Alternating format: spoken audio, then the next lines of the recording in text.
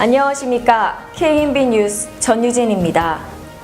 노태우 전 대통령의 미납추징금 230억 원 가운데 80억 원을 전사돈인 신명수 신동방그룹 회장이 서울중앙지검 계좌로 어제 송금했습니다. 노 전 대통령의 미납추징금 150억여 원을 대납하기로 합의했던 노 전 대통령의 동생 재우 씨 측은 내일 검찰에 추징금을 내기로 했습니다. 이로써 16년 만에 노 전 대통령의 미납추징금이 전액 완납됩니다. 한편 지난달 26일 갑작스러운 혈압 상승으로 서울대병원에 입원했던 노 전 대통령은 사흘 만인 지난달 29일 퇴원해 안정을 찾고 있는 것으로 알려졌습니다. 최근 서울 주요 유흥지역을 중심으로 소주 한 병당 5,000원으로 올려받는 업소가 늘고 있어 주머니가 가벼운 서민들에게 큰 부담이 되고 있습니다.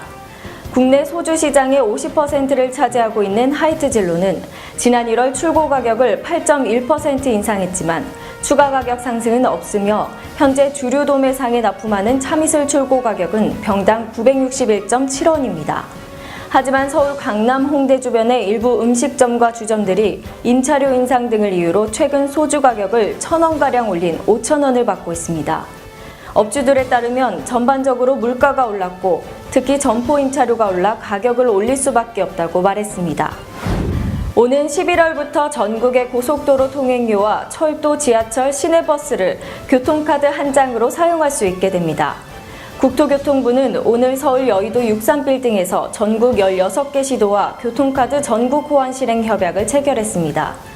광주는 이미 전국 호환 교통카드를 판매하고 있으며 경기도와 부산, 인천, 울산, 강원 등은 11월에, 대구는 12월 말께 전국 호환 교통카드를 발행할 예정입니다.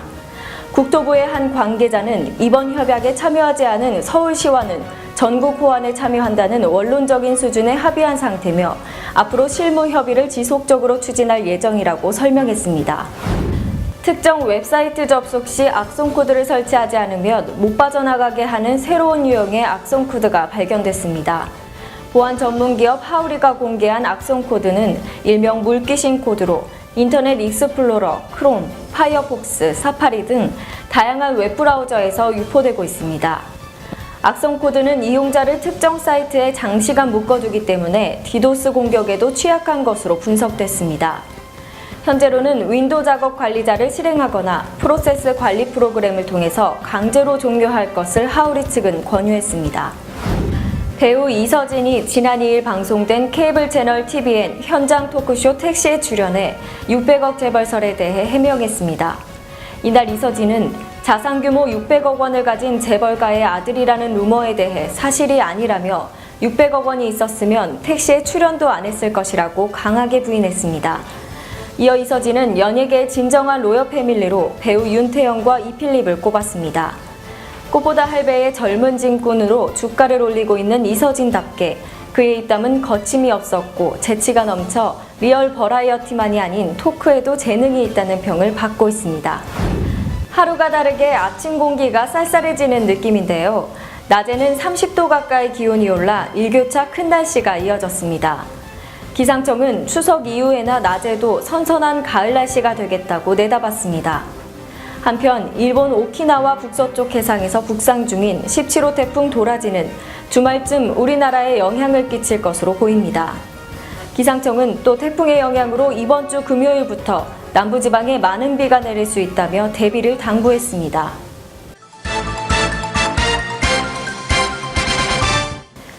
차 없는 마을 상상해보셨나요?